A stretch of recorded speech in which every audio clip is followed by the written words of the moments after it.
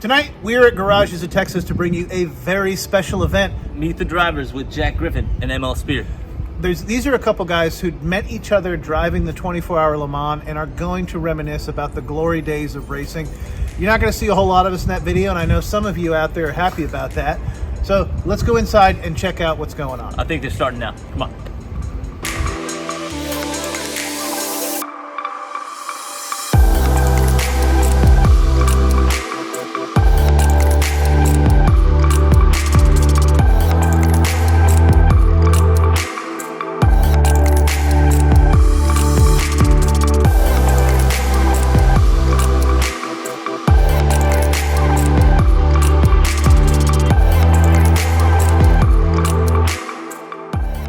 How I met Jack Griffin. Okay, about 35 or 40 years ago, right out of college, we had a mutual friend, and I was working and bought a Porsche, and this mutual friend said, "Man, you need to meet Jack Griffin. He's a Porsche man," that type of thing too.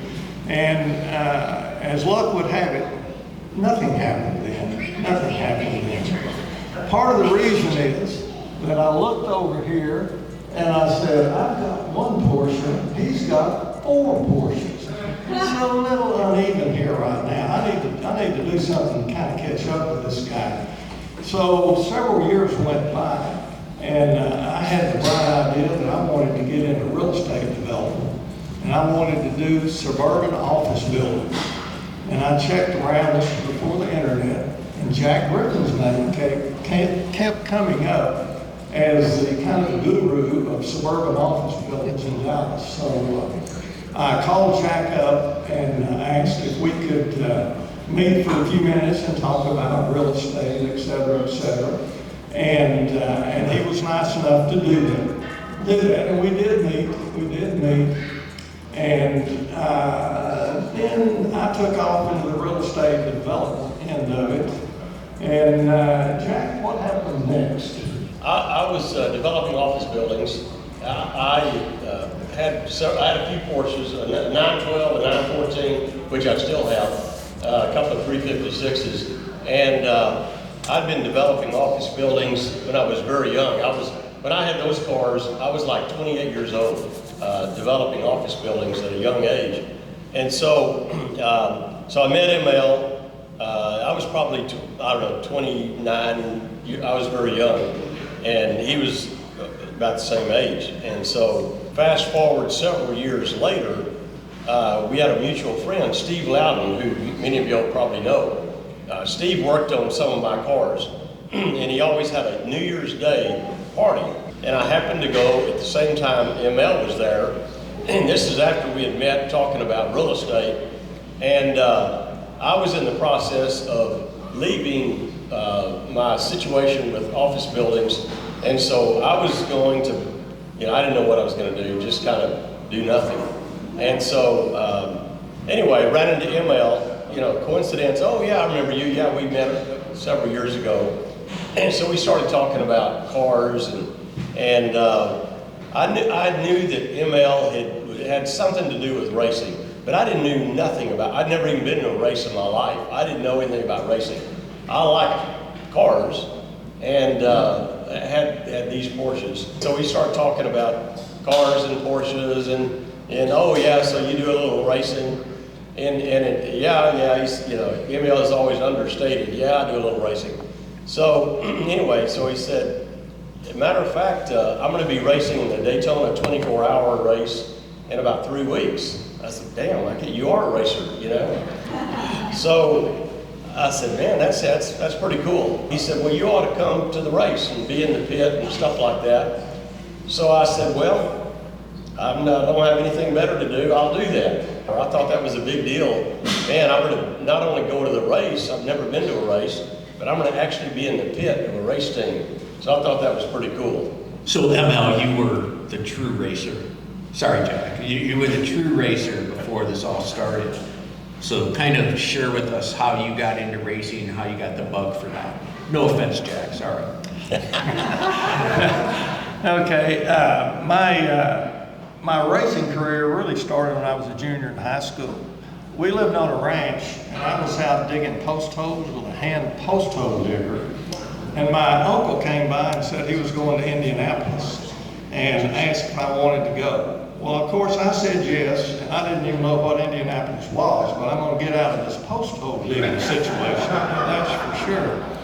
Well, he was with the press, and he had press passes, and he could get me in the gasoline alley, and I got to sit in some of the cars and talk to some of the drivers, and I mean, the hook was set. The hook was set. So fast forward on, go to college, get out of college, go to work, make a little money. In 1971, then I went to the Bob Bondurant School of High Performance Driving, and that was in Ontario, California at that point in time. And then I came back to Dallas, started out in SCCA with G Production Midget, then I got a G Production Spitfire. Then after a couple of years, I moved up to a Formula Ford and raced that about 3 or 4 years.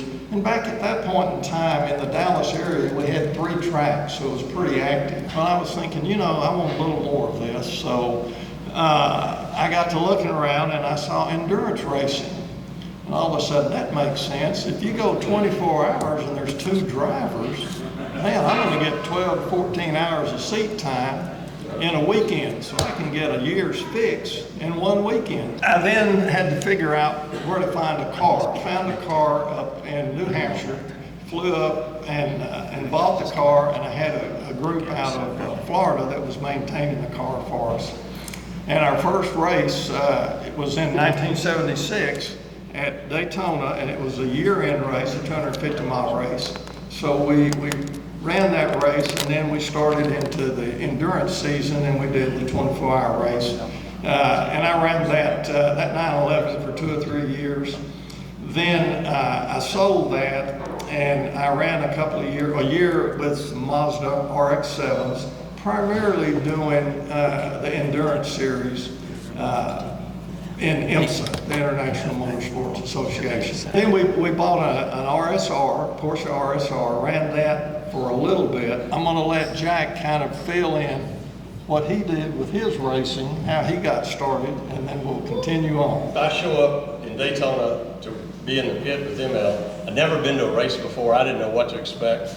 And it was a real spectacle. It was a lot of fun being in the pit. Next pit over was A.J. Foyt's team, you know, and Derek Bell and all the big names, stuff like that. And so I thought, well, I didn't know M.L. very well, but the guy, obviously he's a pretty good, you know, driver, I guess, you know. I was watching the cars as they were on the track, and they were just driving and turning, and, you know, it's like, well, okay.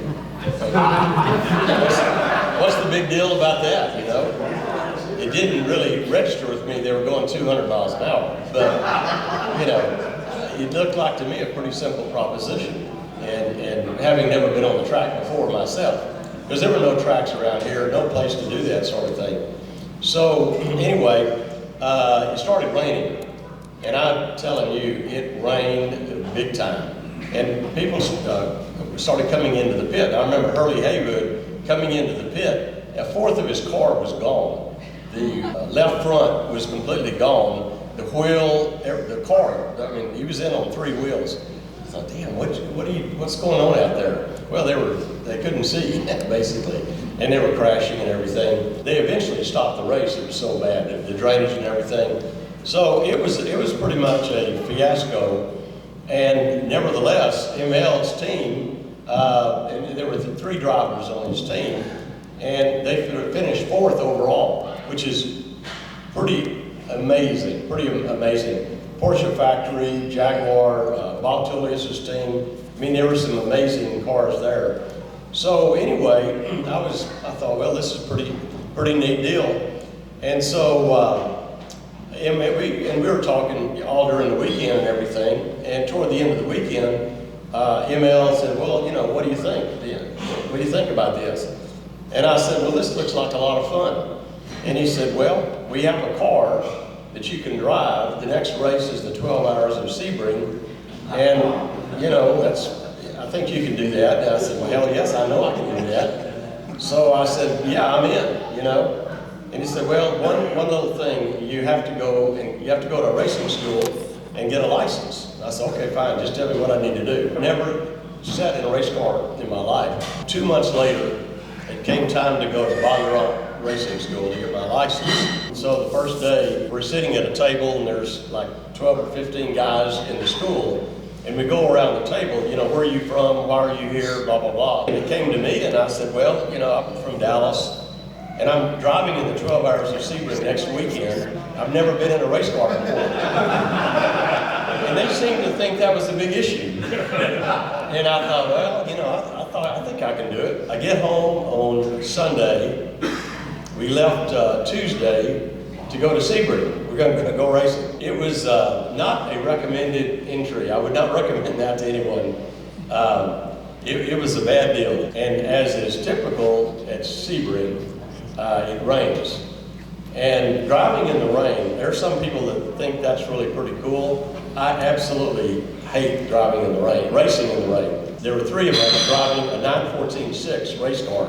This particular race car had a very good race history. It had won its class in the Daytona 24-hour like 2 years before. So it was a really capable race car. In fact, M.L. had driven this particular car at Daytona in the 24-hour several years before. So it was a neat little car. So we decided we would go out and just do like 3 laps apiece. The first guy, he went out and did 3 laps.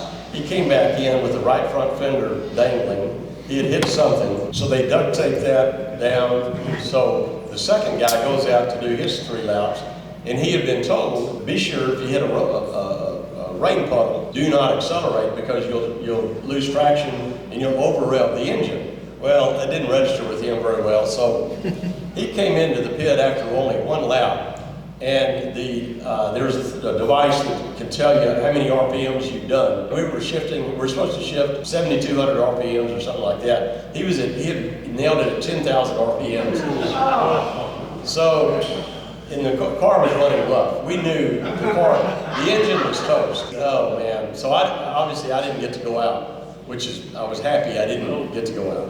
So they said, well, we have another motor in Atlanta that we can go to Atlanta in the race shop, get the motor, drive all night or whatever, get back, put another motor in the car, and get it ready in time for the race. But you won't have any practice time, and you would not be able to qualify. We start the race at the very back. I had never been around the track, didn't know my way around, and there's, you know, HF, all these prototypes, all on the track and everything. So after 15 laps, that's where I ended up. That concrete wall just somehow managed to jump in front of the car. And I was not hurt, but it pretty much retired the car forever. The car never raced again. I was driving the 935 in the race, and I was looking around, and I came around, and I look over, and I see this car all jacked up on the wall there, and I'm saying, oh my gosh, I hope the guy's not hurt. You know, you kind of feel a little responsibility, not much, but a little. Yeah. No, you talk about a sick day, like, why in the hell did I do this? This is a stupid idea, and I was ready to just totally, I never want to be in a race car again. I never want to go to a race again. I hate this. This is the worst experience I've ever had. And so all those things. But I went 15 laps, and like I said, I didn't know my way around the track. You know, I didn't know what I was doing really. So it would have been very easy to just say, bad idea, you know, no more. Had I been married, I'm sure I would have never done it again. But I was single and like, hey, okay, I gotta at least finish a race. The next race was at Daytona, the Paul Revere 250, which is a race that starts at midnight, preceding the Firecracker 400 at Daytona. This race, I drive a 911 RSR, which is a phenomenal car. And I was able to do a fair amount of driving practice and so forth. And Daytona is actually a pretty easy track. And I got a fair amount of seat time. And so I ended up really my goal was to finish a race and be done with it. Well, I finished the race, did okay, and I was so hooked, I bought the car. I said, I'm so in, you know. So I wasn't about to quit then. Went from Daytona, I think the next race was Road America. Finished it, did fair, got hit really hard from behind from someone who lost control. And then we went to Canada and drove at M.L.Speer at a track outside of Toronto, which is a very, very challenging track, really a handful. But we finished and actually did finish fourth in our class, which was, I was real happy with that. Then came back and did a race in Daytona, another race in Daytona, the finale, and did okay in that. So I'm kind of really, you know, liking this experience. Getting a little better every time and getting more comfortable. That was in 1983. In 1984, first race was the Daytona 24-hour. So I get there and I was going to drive a 911 RSR, and M.L. Before the first day of practice told me, hey, you know, why don't you drive the 935? And I said, damn, 935, that's a big step up. The RSR had about 320 horsepower, 935 has 800 horsepower. And I had, I don't know, 4 or 5 races under my belt, you know. But here again, I'm real competitive. I can drive that. I got someone else, in fact, John Zuzelka, who Bob knows, got John Zuzelka to come take my place in the RSR, and I drove the 935, which was an incredible, really a fun car to drive. I mean, it was a 4-speed gearbox, 800 horsepower, and a lot of turbo lag, and a lot of aerodynamics and everything. And so it actually was a real fun car. We had a 2-hour breakdown and finished, I think we were 19th overall, even with the breakdown. So we did fairly well. So after I drive the 935, I was like, I never want to drive the RSR again. I want to drive the 935. So the next race was the 12 Hours of Sebring, and that was the first time that M.L. and I actually drove together. So we drove the 935 together, and gearbox broke. Then the big opportunity, M.L. tells me that he's got a chance to drive in the 24 Hours of Le Mans. That's the big daddy, of course, what everyone fantasizes to do. And so M.L. So, you know, he's going to drive at 24 Hours of Le Mans. So it's like, man, I'm going to go be in your pit. We got about, 6 minutes left. Open it up for Q&A real quick. This is a question for M.L. and Jack, and I'm going to try to express it the right way. You both expressed an interest in racing at a young age, in their 20s. And my question is, what separates I want to race from I can race? What's the edge you guys thinking you each have to differentiate yourself from everybody who wants to go fast and falls in love with a fast car? Well, I think it's really what your ultimate goal is and what you really realistically can do. You know, we all want to go fast, and that's good, but we've got to understand our limitations. And I think the biggest thing is understanding what your personal limitation is when you're behind the wheel. In my case, it never remotely occurred to me that I might want to go racing until I met M.L. when I was 38 years old. So I didn't have any ambition whatsoever. I never dreamed that I would actually be racing. And so with me, it happened so quickly, I didn't have time to think about it. You can get pretty darn good if you practice enough. That's not very easy. So at that time, there were no tracks around this area.